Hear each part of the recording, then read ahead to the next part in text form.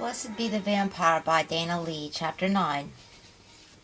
He came into the room like a wind from the east. Is it good? Is it true? He moved in on me. He took off his slick black gloves. His face was fine and hairless. Of course it is, he laughed. Oh, my believer, how can you seriously still doubt? What was her name? Whose? You know, your mother. Why don't you mention her name? He got angry and righteous. Because, as the Lord's, her name is holy and righteous. It is now mine, and I shall keep it. I laughed. So you're going to publish it? He became confused. Why will you mock me? The woman in the painting, who is she? Do you like it? Why should you care what I like? Because I must take care of you. Can't I do that for myself? Who is she? No, quite obviously you can't. And I painted her. She is you, so that you may understand me as I understand you. Now, do not continue to betray and doubt me. Here, there is a bathroom next to this room. Bathing is always a necessity. Cleanliness is godliness. And he licked his hand like a cat. I did want a bath, and there was a clawfoot tub, just like Paul and I had at home. You will forget him. I will not. I drew a hot bath. There was not any hair for me to shave in the usual places. I was thrilled with this. I hadn't gone to the bathroom for days. I used to have to take laxatives, but I peed often enough. I should have been starved, but I wasn't. I felt like a dirty junkie, but I hadn't even smoked a cigarette in how long? I lay in the tub. That painting wasn't me, couldn't have been. It was too old. I could tell by the wooden frame and patina. I had a sense for these things. That painting was over 100 years old. I blocked Paul from my mind and decided that I would only think about him and how I'd get back to him while the beast was out. I was afraid again now that my sympathies lay with him, now that I could see through to his soul, which already seemed darker and more lost than me. I decided then to find a journal and copy this tale as it unraveled, like the embroidery in Leviticus's mother's box, a magic box, a magical tale of life and death. He had hung a purple velvet robe embroidered with pomegranates for me by the tub. It had a tasseled tie and some small bells sewn into the cuffs on the sleeves. There was also a soft, long white slip with a lacy hem and purple strap on slippers. I put this all on and brushed out my long hair wet from the bath. He had lit a fire and was waiting for me in the library behind the desk. Here, he presented this red velvet journal to me and sneered. Will you get it published? Yes. Will you use your name? He laughed. No, but I'll use yours. Dana, you are not my hostage, you know. Here, drink. He handed me the glass, and this time, just like a just-passed virgin, I did not resist. The drink satisfied every part of my soul, like food, drink, drugs, sex, music, and most of all, love. How could this creature be a thing of vileness and evil when his potion held such holy breath, intoxicating power? I was frightened again, like a girl on her first date. You're a killer. Sometimes, but the Bible instructs us in blood vengeance. How's that? Read your Bible. I told you you were a sinner, so do not judge me without looking into your own heart. He laughed like crazy. Have you? What? Looked into my heart. Of course, it was good. I saw beauty. I always did. I wasn't judging you. You have taken the Lord's name in vain with your curses. You did not always honor your mother, the witch. You stole those cookies. He laughed again and grabbed my hand. I could have your hand for this, but he kissed my fingers. Thank God I wasn't buried in my engagement and wedding rings at this. He smashed my left ring finger. I felt no pain. He smiled. Remember the wart there? You got it from getting married, betraying me, and you had waited so long, my precious. Now see, all gone, all gone. Can I still eat and drink? What's different about me now that I'm dead? I notice that my sight is keener and that I haven't had to shave or use the bathroom. Always a little glutton, huh? He laughed. He always laughed a lot. I think he's manic like me. Always the hungry demon crying, eat, eat, eat. No more, my love. You are free of all filthy living habits. For to you the blood is the life. To eat, to drink is not advisable. It will only make you sick. You will only retch up the filth. You may, however, partake of the Lord's host, for it is consecrated, but with priests these days that's a risk. I was raised Catholic. Blasphemous. Is a Depeche Mode record. He walked over and put a CD in. The thing was blasting. It was old, The Cure's Faith, a very good one. Yes, you have explained my musical tastes over the year. He was dancing beautifully, hypnotically, and inhumanly fast. Come to me. And against my will, I was pulled to the floor by the voice of Robert Smith and the command of Leviticus, and we spun around and around like creature dancers set in a ghastly music box. A nocturne. Chapter 10.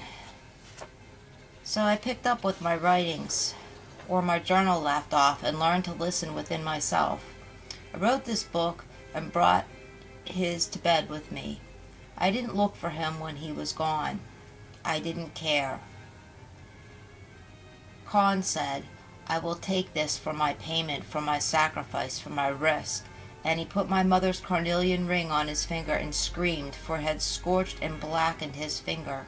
So he threw it back in the trunk. It's all for you. Come on, let's go. We're almost there, see? The roof of his house. Can't you smell the apples? Come on, if he doesn't take you, surely God will continue to curse his old bones. My grandfather did take both of us in. He was outraged. Levi had cut his only child up into 12 pieces and sent one each to all of the tribes of Israel.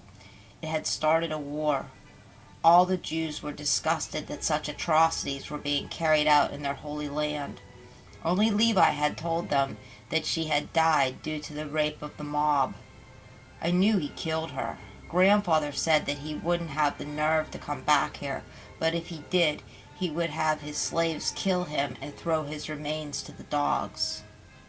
So I slept in my mother's old room, in her old bed, which somehow still smelled of her and how she was before they ruined her.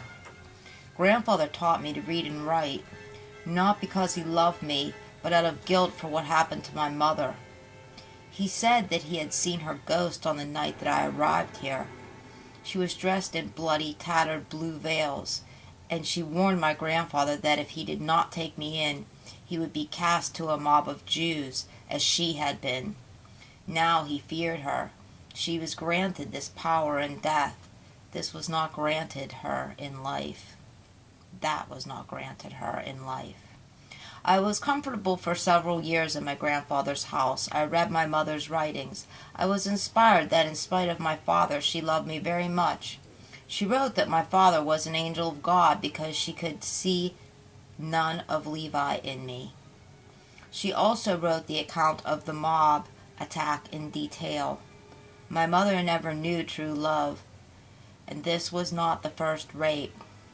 That is why she preferred to name my father as an angel of the Lord. She said that after they left her there, broken, to die in the street, that several hundred of the bats then attacked and fed on her as well until she passed out. There was a cave there on my grandfather's property, and the bees hung their honeycombs at the entrance of it. That's where I would go and hide behind the cover of those little alchemists. There were beautifully vibrant and detailed paintings on the walls of the cave some ways in. You needed a torch to see them properly. My mother had done these as a girl when she was happy, before she had been defiled by the hand of man. They depicted her, lovely and light as pink blossoms and breeze in the orchards or at the loom or singing. One hazy afternoon I fell asleep back in the womb of the cave. Then she came to me in a dream of hush and blue. Leave the city and don't look back. You must make the atonement for my blood. Be strong, my son. You are my avenging angel, the living vessel of my heart. But first, make a bat-wing stew from the dwellers of my cave.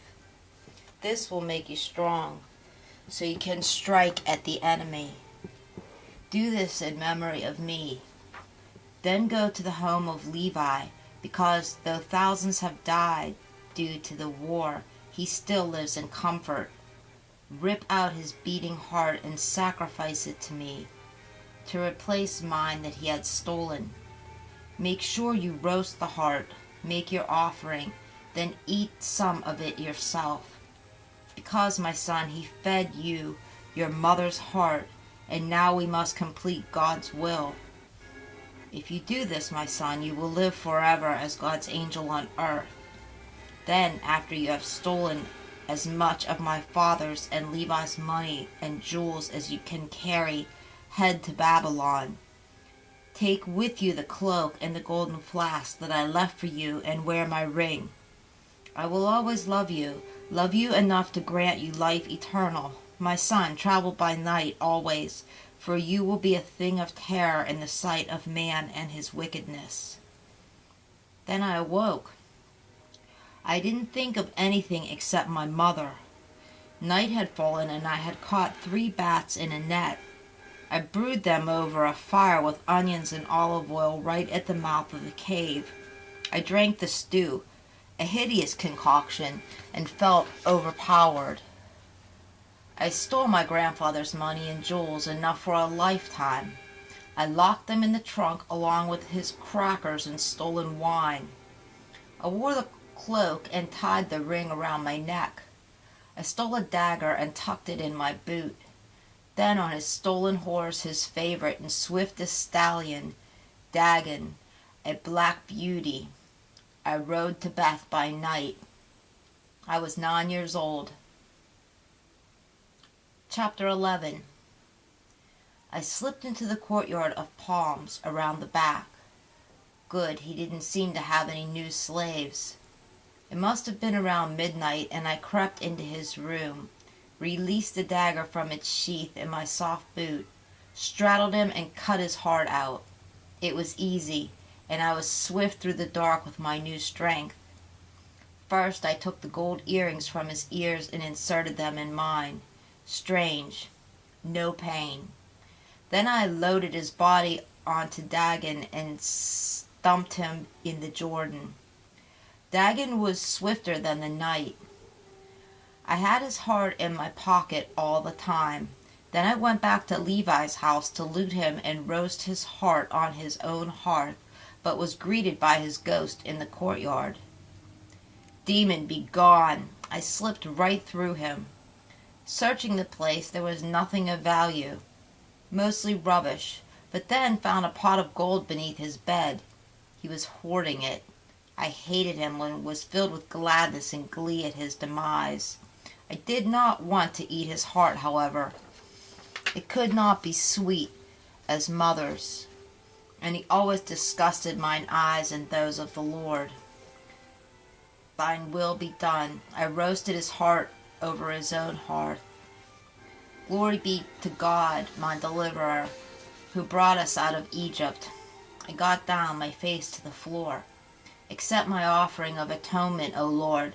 Then I ate the man's heart, not all of it, for half was mixed with frankincense and burnt as an offering to my Lord. Then I rushed to Dagon to carry me to some shelter in the trees, for dawn would soon expose me, and I felt faint and ill. The horse truly seemed to understand my commandments, and I touched his silken mane in thanks and kindness. We rested in a cave along the way. Sometimes we stayed in inns, and Dagon had straw and a stable. I noticed that I was very tired and weak during the day, so traveled by night. My condition became so bad that I would black out at times. Once I was at a spring drawing water for Dagon and washing my feet when a man appeared to me. He was radiant as day, as I am tonight. Instinctively I got down on my knees and lowered my head in supplication. "Surely you are an angel of the Lord," I said. "Do not be frightened, my son. Your mother has already appeared to you, and what she says is true. You are an angel of the night, but since you drank blood, you shall be cursed in the sight of man. You will strike down the sinner in hellish fury to atone yourself in the sight of the Lord for what you have done, for what was done to you." For it was all part of God's plan. You will live forever, but will be banished from the sight of God until the last day when he shall judge your heart. The angel's head and robe caught fire, and he ascended into heaven in a pillar of flame. I was shaking, and the horse had darted as soon as the messenger arrived. I whistled for him, and he came running. I saddled up and rode through the sands to Babylon. Chapter 12. He was a dark angel, my Leviticus, but I would never forsake Paul. I gave my heart to him long ago, and he was truly a part of me. There's no denying that I am a part of Leviticus as well, and must admit that I would rather be copying his journal here than anything. But I must tell you of my newest, darkest talent. I was on my way down to the library the other day when I just appeared there. It seems that my mind really does matter now, and somehow, without my comprehension, has mastered the trick. I can appear and disappear at will in a glimmer of fog. Since I am no longer living, perhaps I am able to intervene between worlds and dimensions. Perhaps I am but a dream awakened and lost. I didn't know the philosophy behind it all yet, but I'm a fast learner. I myself personally could do without the bats. I seem to grow stronger with each glass of my new sustenance. I have no more earthly longing for food, cigarettes, or Bailey's Irish cream.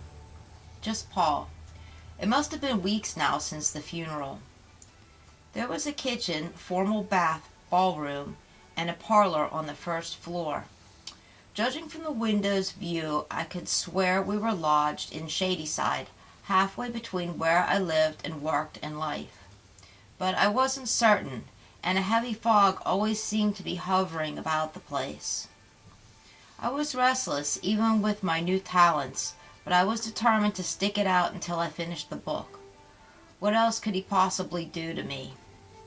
He is singing downstairs. Your own personal Jesus. He's always singing. I used to, but I haven't felt inspired lately. He waltzed in the room. What do you mean by "you've always known me since childhood"? All the strange feelings, phantoms, and voices were you all along. Yes, always. I know you as nobody else can but the Lord, because I am that dark, secret part of you, that longing. You see, with me, you can at last be quenched and satisfied. Are you satisfied? With you, now? Yes, but I wasn't always, you know. What dissatisfies you, Father Leviticus? I swore his eyes filled with tears for a moment, but then cleared. Disobedience, daughter. Betrayal, lover.